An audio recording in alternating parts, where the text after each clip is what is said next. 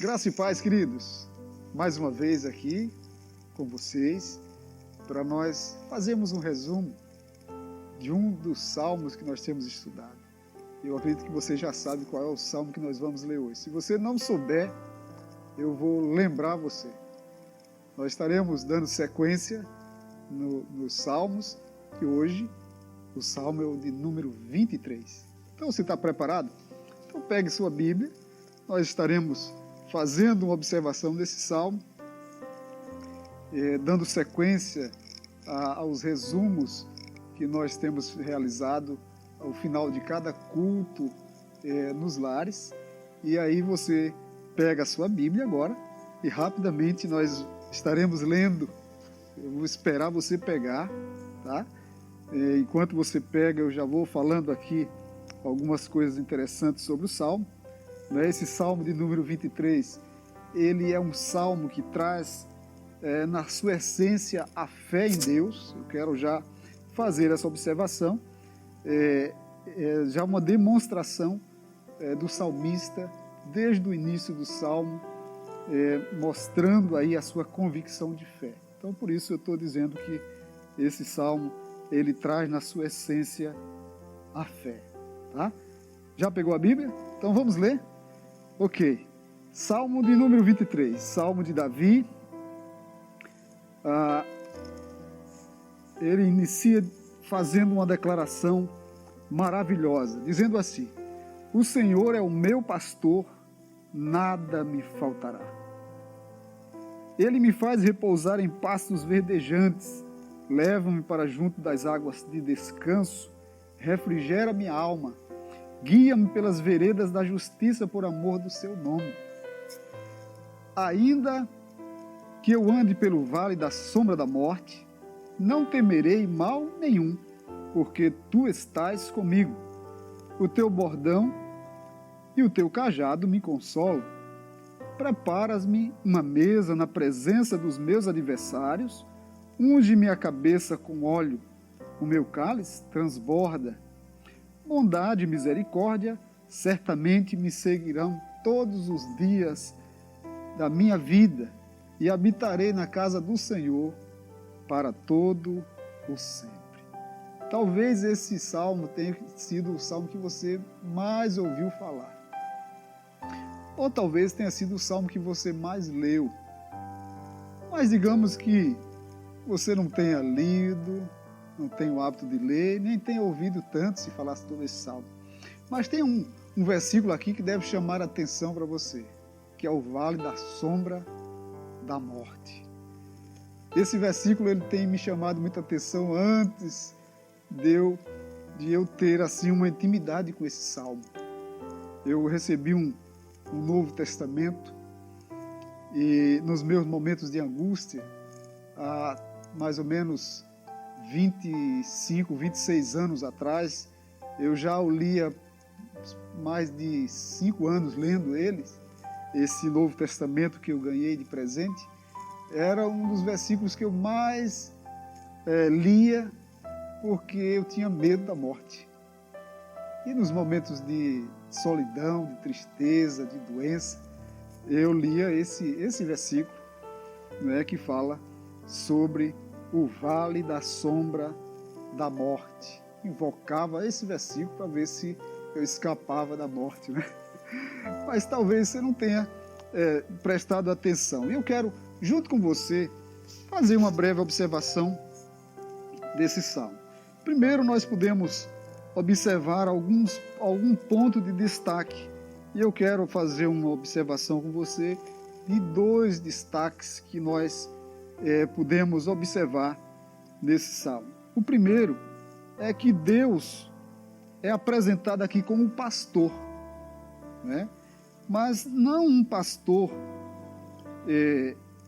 igual a qualquer pastor, mas um pastor superior a todos e um pastor que supre a necessidade das suas ovelhas.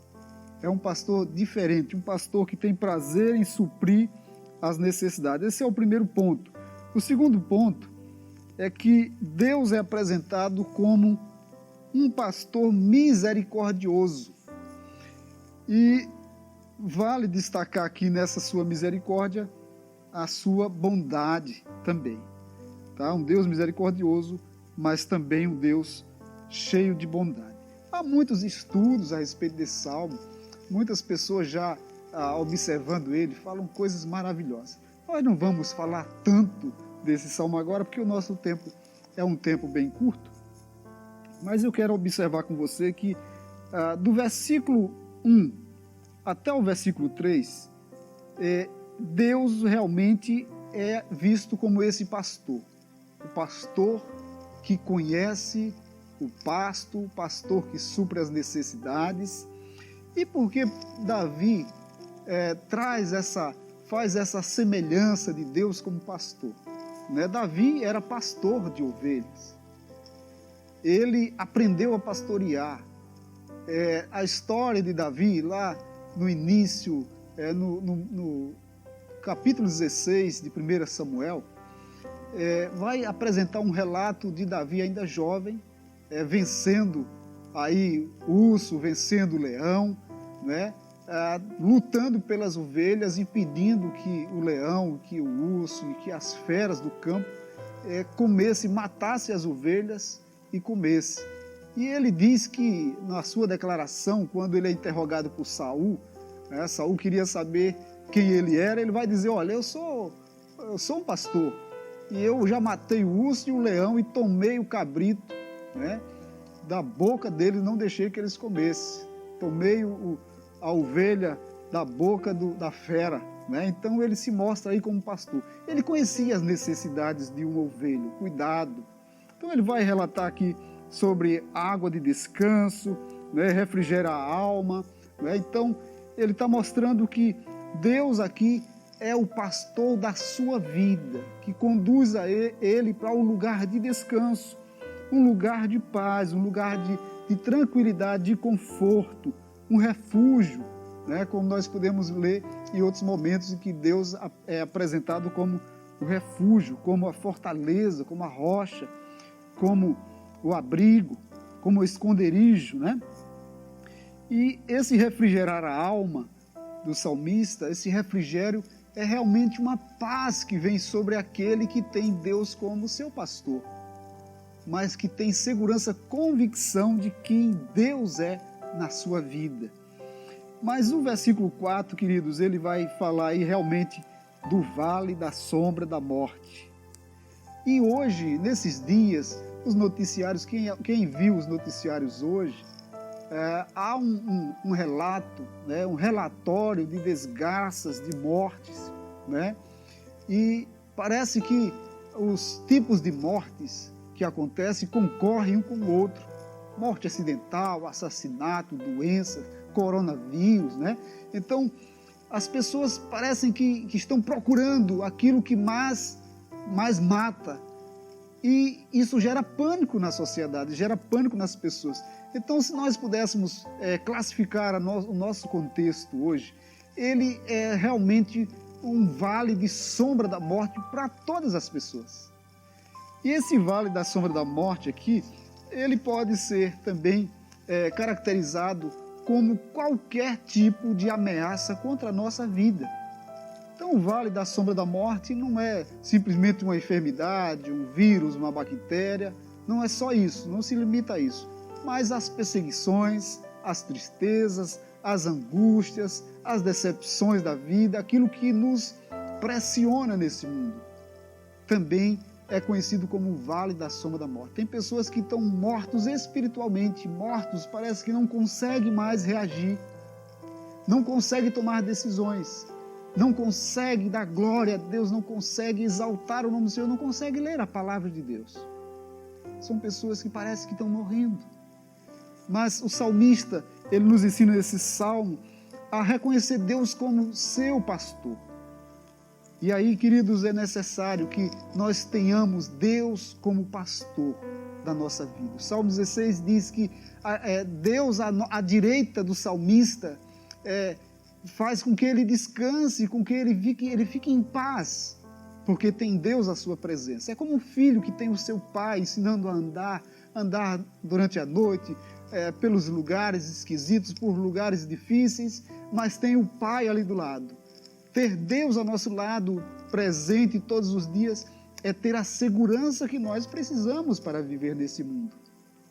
Então, o Vale da Sombra da Morte tem muito a ver com isso, mas ele diz o seguinte, que não temerá mal algum, porque tu estás comigo. Observe essa confiança do salmista da presença de Deus com ele. O teu bordão e o teu cajado me consolam. Ou seja, o bordão e o cajado aqui, queridos, espiritualmente falando, é a segurança, a confiança, a fé que ele tem em Deus.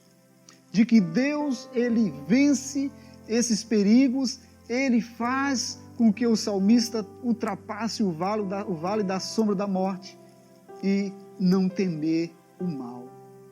Mas o que nos chama a atenção, querido, no versículo 5 e diante, ele vai descrevendo essa misericórdia de Deus, dizendo que Deus prepara uma mesa na presença dos inimigos, dizer que a bondade e a misericórdia seguirão todos os dias da vida do salmista, é dizer que aqueles que são adversários, eles verão o resultado de alguém que tem Deus como pastor.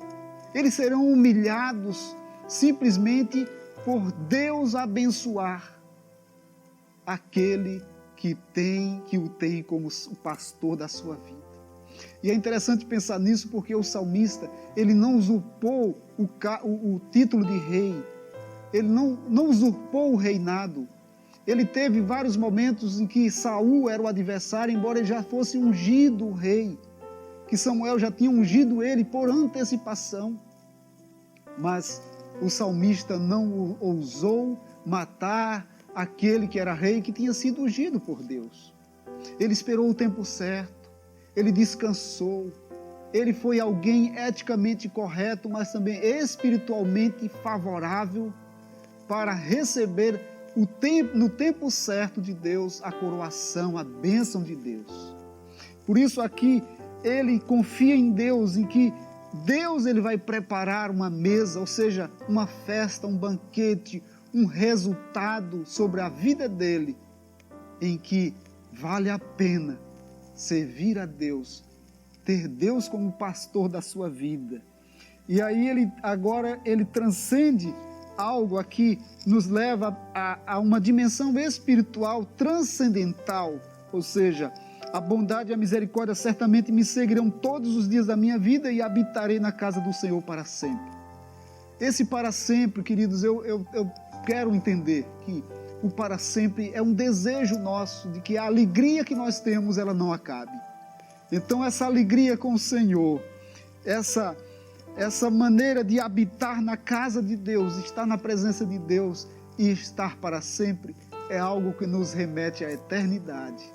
E eu não tenho dúvida de que o salmista, ele desejava, ele tinha uma expectativa de estar na presença de Deus, do seu pastor, o pastor supremo.